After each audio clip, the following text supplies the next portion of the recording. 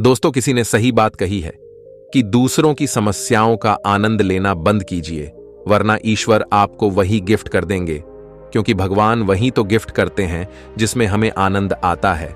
आदतों को लेकर के आपने बहुत सारी कहानी सुनी होंगी, जैसे आदत से मजबूर होना पुरानी आदत है, जाते आते जाएगी।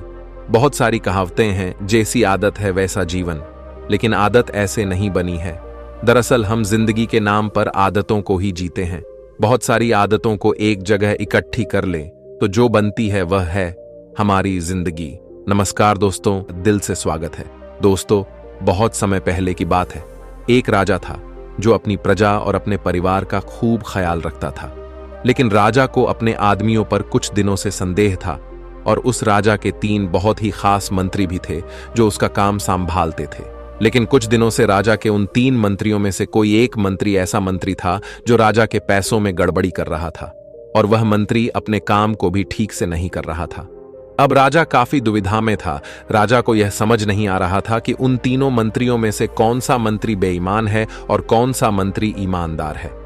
यह पता लगाने के लिए एक दिन राजा ने उन तीनों मंत्रियों को अपने पास बुलाया और कहा, देखो मंत्री जी, हमारा जन्मदिन आ रहा है, इसलिए आप तीनों को एक घने जंगल में जाना होगा और आप तीनों को एक एक बैग दे दिया जाएगा। उन तीनों को एक एक बैग दे दिया और उनसे कहा कि तुम तीनों को अलग अलग घने जंगल में छोड़ दिया जाएगा। उस जंगल में तुम लोगों को फल के पेड़ को ढूंढना है और अच्छे अच्छे और ताजा फल से इस ठेले को पूरा भर कर लाना है, और तुम तीनों के पास सिर्फ आज शाम तक का ही समय है। राजा के कहे अनुसार वो तीनों मंत्री को जंगल में छोड़ आए। उसके बाद वो तीनों मंत्री जंगल में आ गए।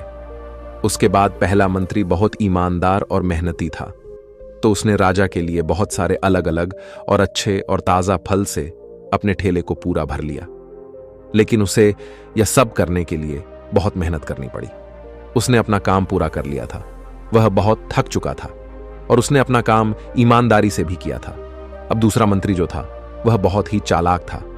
उसने सोचा, राजा के पास इतना समय थोड़ी है कि वह यह सब जांच करे कि मैंने अच्छे फल लाए हैं या खराब, तो बिना ज्यादा मेहनत किए उसे जैसे ही फल जमीन पर पड़े मिले, उसने वह अपने ठेले में रख लिया, बिना यह सोचे कि वह अच्छे हैं या खराब। जो उसे जमीन पर पड़े फल मिले थे वह बहुत ज्यादा खराब थे और वह आराम से पेड़ के नीचे बैठ गया। अब तीसरा मंत्री जो था वह बहुत ही ज्यादा बेईमान और आलसी था। उसने सोचा कि राजा सिर्फ ठेले की लंबाई और वजन ही देखेगा, यह नहीं देखेगा कि उस ढेले के अंदर क्या है और कितनी अच्छी और खराब चीजें हैं। तो उस तीसरे मंत्री ने बिना कुछ सोचे समझे अपने ठेले को सूखे पत्तों और कुछ छोटे छोटे पत्थरों से अपने ठेले को भर लिया और वह भी पेड़ के नीचे बैठ गया और शाम होने का इंतजार करने लगा। राजा के कहे मुताबिक समय समाप्त हो चुका था, शाम भी हो चुकी थी। अब वह तीनों मंत्री भी एक साथ अपने अपने ठेले के साथ राजा के महल में वापस आ गए। राजा ने देखा कि वह तीनों मंत्री जंगल से वापस आ गए हैं, तो राजा ने उन तीनों मंत्रियों के ठेले को खोलकर देखा नहीं कि उसके अंदर क्या क्या है, और उसने उन तीनों मंत्रियों को अलग अलग जेल में 1 महीने के लिए जेल में कैद कर दिया।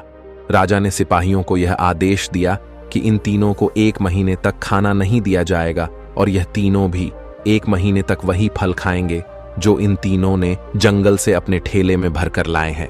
और उन तीनों मंत्री को राजा ने जेल में कैद कर दिया। तो जो पहला मंत्री था जिसने अपने ठेले में अच्छे और ताजा अलग अलग फल अपने ठेले में जमा किए थे, उसने जेल में 1 महीना आराम से गुजार लिए, अच्छे फल खाते हुए जो उसने खुद जमा किया था। उसके बाद जो दूसरा मंत्री था जिसने बेकार और खराब फल अपने ठेले में रखे थे, उसे वही बेकार और खराब फल 1 महीने तक खाने पड़े और वह उस जेल में ज्यादा दिनों तक टिक नहीं पाया और बाद में वह खराब फल खाने की वजह से बीमार पड़ गया और उसकी तबीयत खराब हो गई। अब जो तीसरा मंत्री था जो बहुत ही बेईमान और आलसी था, जिसने अपने ठेले में सिर्फ सूखे पत्ते और कुछ छोटे छोटे पत्थर भरे थे, क्योंकि उसके ठेले में खाने के लिए कुछ सूखे पत्ते और कुछ छोटे छोटे पत्थर ही थे, तो वह 1 महीने के लिए क्या खाता। और तभी उसे अपने बेईमानी और आलस्य पर पछतावा होने लगा कि शायद मैंने उस दिन थोड़ी मेहनत करके इस ठेले में फल रख दिए होते तो आज मेरा ये हाल नहीं होता। और वह बिना कुछ खाए वह मंत्री जेल में 2 दिन के बाद ही जेल के अंदर ही भूख के कारण मर गया।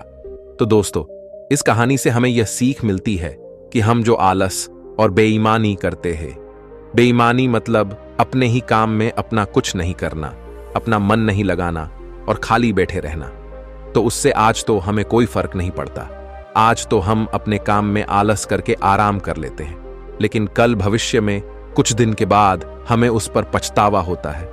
आपने बहुत से लोगों को यह कहते हुए सुना होगा कि काश उस समय पर मैं ऐसा कर लेता तो आज उस इंसान की जगह मैं होता, लेकिन उस समय पर उन लोगों ने आलस को अपनाया था, इसीलिए वह आज जहां के वही है। और जिसने मेहनत को अपनाया था वह इंसान अपनी मंजिल में आगे बढ़ गया। तो अपने काम के साथ बेईमानी और आलस्य बिल्कुल भी मत करो, उसके बाद तो हमें पछतावे के अलावा और कुछ भी नहीं मिलता। ये जो समय है ना, इसकी कीमत कोई नहीं लगा सकता है। हम लाखों रुपए देकर भी अपनी जिंदगी का 1 मिनट भी वापस नहीं ला सकते। इसीलिए इस समय का सही उपयोग करो। समय की एक अच्छी बात है और एक बुरी बात है। अच्छी बात यह है कि हम उसे किन चीजों में गुजारते हो, यह हमारे हाथ में होता है, और बुरी बात यह है कि समय गुजर जाता है और सभी के पास दिन में 24 घंटे होते हैं, गरीब के पास भी और अमीर के पास भी। बस यह हमारे हाथ में है कि हम उस समय से क्या नया कर सकते हो। तो अपने एक एक पल का हिसाब रखो कि हम उन्हें किन चीजों में गुजार रहे हैं। तो अगर आप इस कहानी को और भी लोगों तक पहुंचाना चाहते हो तो इस वीडियो को लाइक करो ताकि वीडियो को और भी लोगों तक पहुंचाए। दोस्तों, आपने आज के इस वीडियो से क्या सीखा वह मुझे आप कमेंट में बता सकते हैं। इसी के साथ में उम्मीद है कि आपको आज की वीडियो पसंद आई होगी।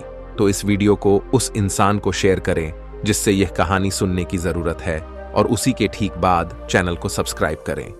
तो चलिए फिर मिलते हैं ऐसी एक और नई वीडियो में एक नए मैसेज के साथ।